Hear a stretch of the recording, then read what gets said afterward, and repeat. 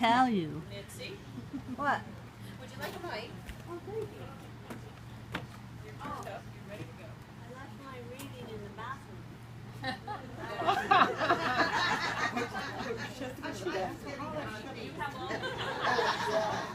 And turn off the lights inside so Bob's Hey, blind. hey, take a number, take a number.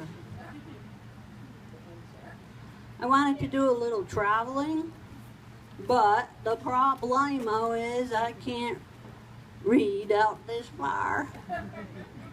I was going to sit in your lap, Joa. Oh. You have to follow her around. She's got a flash. My seconds are ticking away. So let's try something different. I'll stand up here.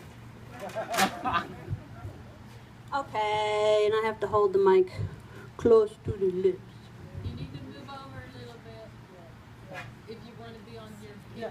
You haven't started. I haven't started your time yet. Okay, Do you want to move the stand over? okay. Furniture. Furniture crew. Oh, God, no, thanks, really, God, no. That's good, I can read either way. Wow, you can rough and shoot. Ambidextrous, semi. Oh, hi. I'm going to fit this. Okay, listen up. We're starting my time yet? Yep. Okay, here we go. This story is based on true events that unfolded in 1982. The names have been changed to protect the guilty. It is written in first person to represent the fictional main character. Title: Fargoesque. In the Southwest, the sky is as big as the desert stretches. Tucson was a stifling hot and laid-back town enhanced only by spiky thorns and mesquite. A spiritual place with shady opportunities for personal growth. Well, my ex-girlfriend needed a partner to drive to Chicago as a career team, delivering bales of marijuana. Oh. In those days, there used to be a national service called drive-away cars. Drive-away cars were personally owned cars that people needed to drive cross-country because they, for whatever reason, could not drive it themselves. It was cheaper than a rental car. The cars were kind of nice. One time I got to drive a baby blue BMW sports car. So we'd get a car to go from Tucson to Chicago, and then once we'd get to Chicago, our dealer guy always had a plane ticket waiting for us to fly back to Tucson. Typically, these drive-away cars were empty, and we would load up the trunks with our special cargo in suitcases, perfecting our baking soda technique to absorb the odoriferous herb. So I made a few of these courier trips because the money was really awesome. Of course it was. Yeah. So, you got all this so far? Yeah. You want this? Just file that for me. Okay, the trips that I started with the ambitious ex-girlfriend were conductively successful using these drive-away car services. Each trip paid a little more because, heck, let's just keep adding more suitcases. Now, the fourth trip, however, my ex-girlfriend couldn't do it for some reason, so my little brother eagerly volunteered to drive with me. He said he needed the money. I mean, we're talking thousands of dollars. But for some reason, the destination was changed to New Jersey instead of Chicago, and for some reason, the drive-away car we'd gotten for this trip was an older two-tone Buick that belonged to a nice old lady who had all this shit in the trunk. I said to my brother that I had a bad feeling about this. He brushed me off. Since the trunk already had this lady's stuff in there, we ended up fitting only a couple special cargo suitcases in the trunk. So 2 suitcases had to go in the back seat. We were supposed to take 200 pounds of skunk weed, but could only fit 100 pounds this trip, so the other 100 pounds went up in my lock for another trip, another time.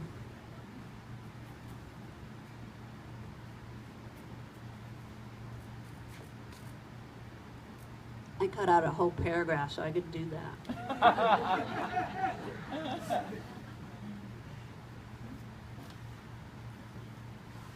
Late that night, my brother and I headed east on the highway in this somewhat low-rider, overloaded Buick.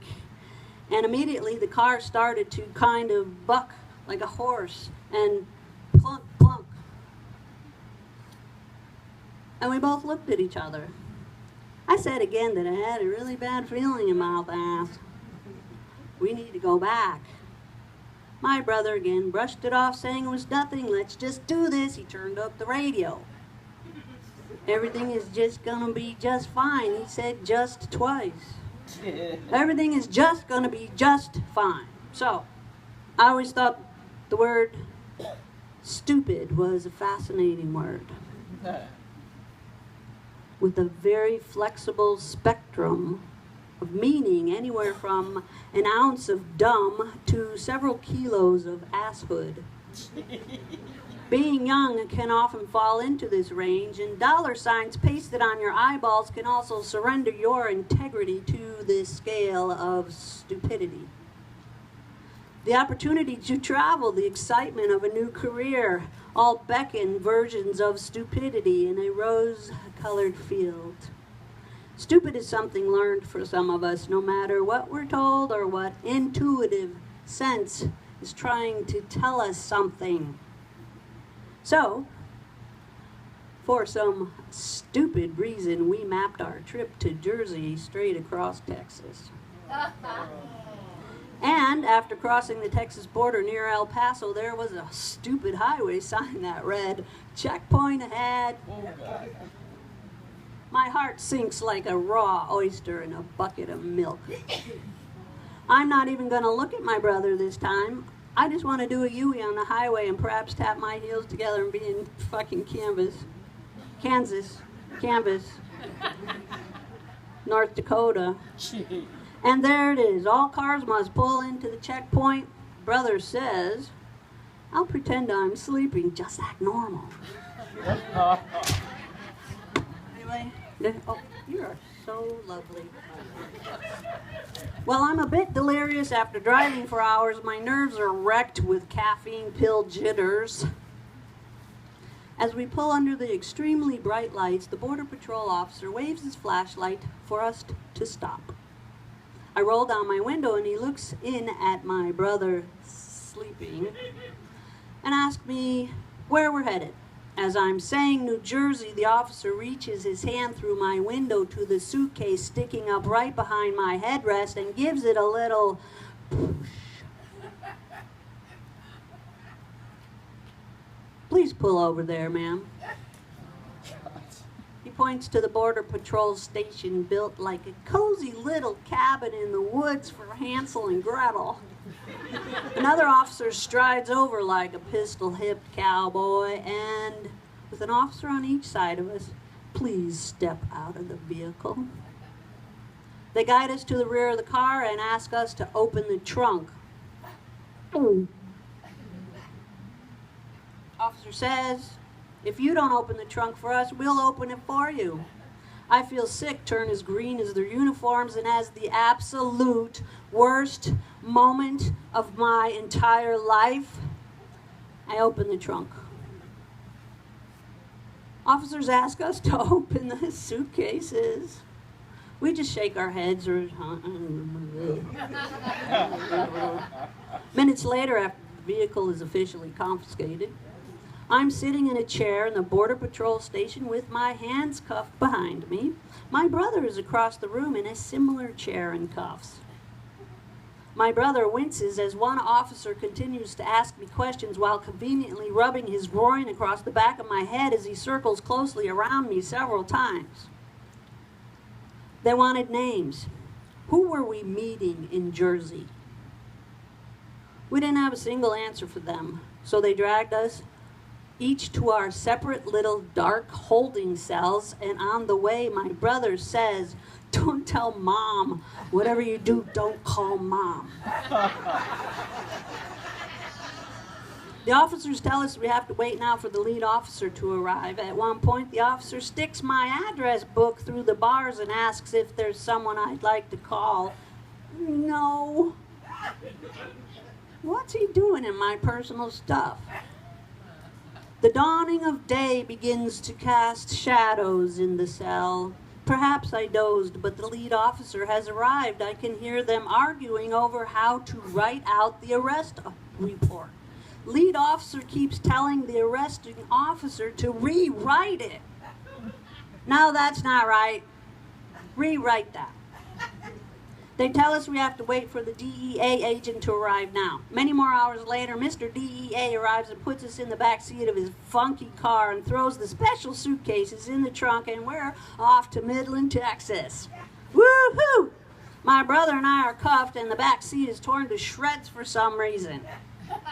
The seat foam is unstuffing and the springs are poking our ass. Mr. DEA is trying to befriend us as he drives east down the highway, saying he'd be more than happy to continue on to New Jersey to meet our guy, no problem. He's trying to convince us that we'd have a fun road trip together. Stopping for snacks, getting a hotel room together. Hey, what's your guy's name? I imagine that trip and start feeling faint over the plethora of options. I've been trying to think of the dealer guy's name. For some reason I can't. I'm so freaked out that all I want to do is tell them his name now. His name escapes me. To this day I can't remember. Isn't that funny? Mr. DEA drops us off at the Midland County Jail, and I get my own gray-blue uniform and slammed into a living room-like cell with a cement picnic table in the middle. My stomach drops like a rotten peach down an empty well. There's 4 cubicles on each side of the cell room, and mine is at the end. I have my own silver toilet and bed. There's 7 other women in gray-blue jumpsuits, one of which immediately drags out her thin mattress and parks it on the floor right next to my cubicle, sprawls out upon it, smiling up at me. You need anything, honey, like a toothbrush, you just let me know. I can't believe there's a payphone over there, right? On this side of the bars, a wall of bars, there's a payphone, right? So I wait until the phone is available. I try calling my ex-girlfriend partner, but I can't hear for all the noise. A TV is blaring, a radio screaming, and my cellmates are all talking. I simply lost it. Suddenly I turn around and yell, "Shut the fuck up!" Realizing what I just did with my eyes popped open in fear, the 7 women are now staring at me with their mouths open. Uh-oh. But then one of them climbs up on the main table and lowers the TV volume, telling everyone, "Give the little lady a little quiet."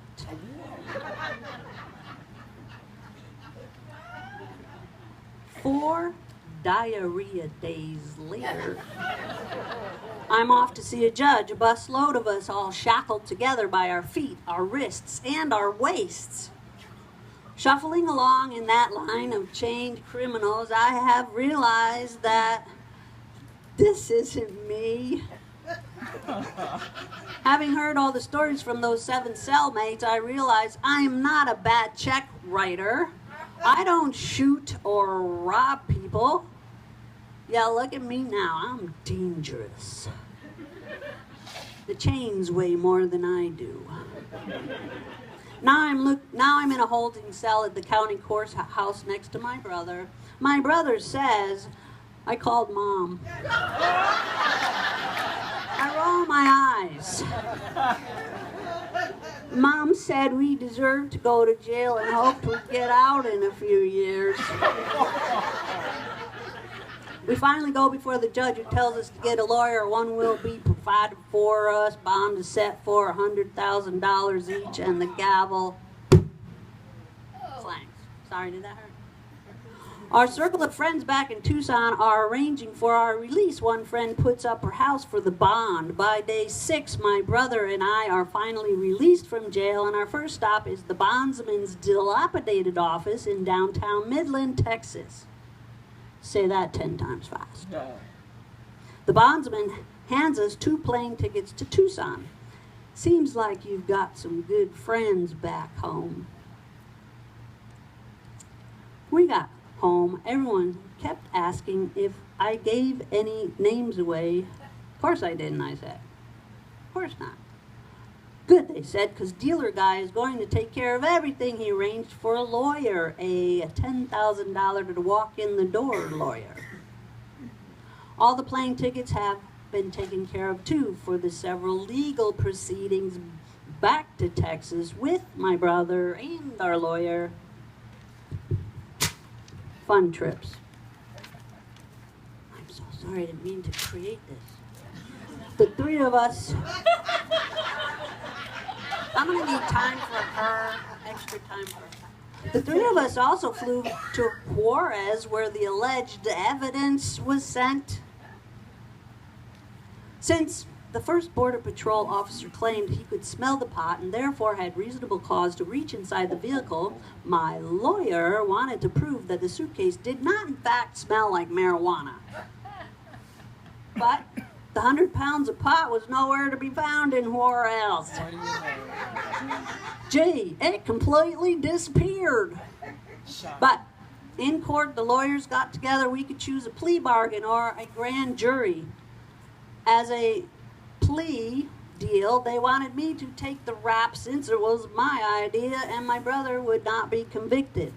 I would get 5 years probation as a convicted pellet. Can't even say it. Pellet. Or we proceed with a grand jury and risk the mandatory 5 years in jail for both of us.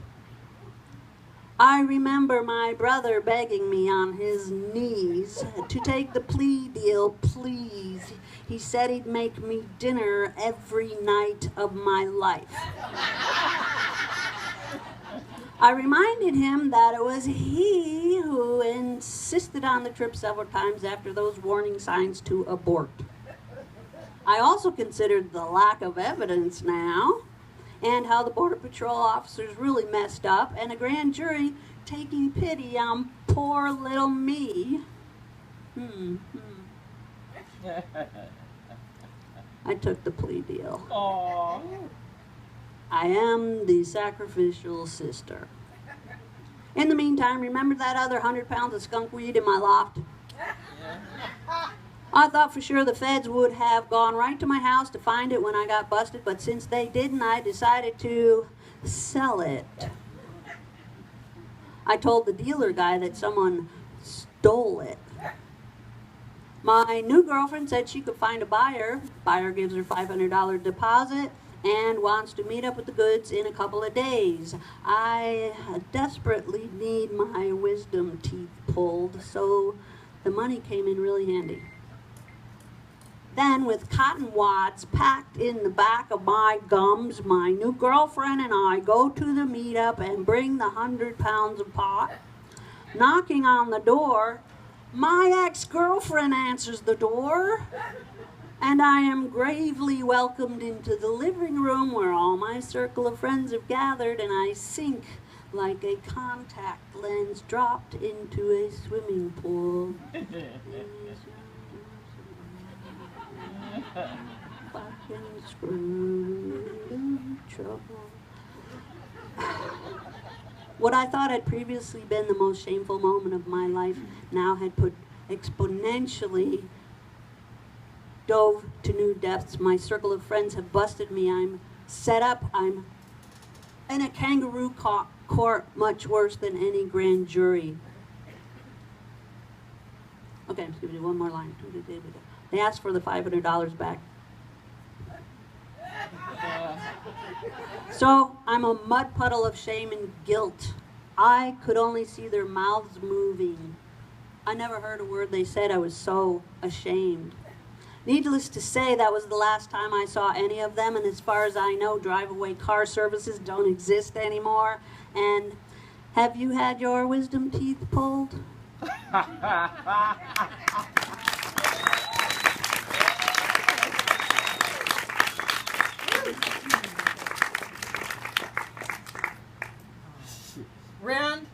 Rand.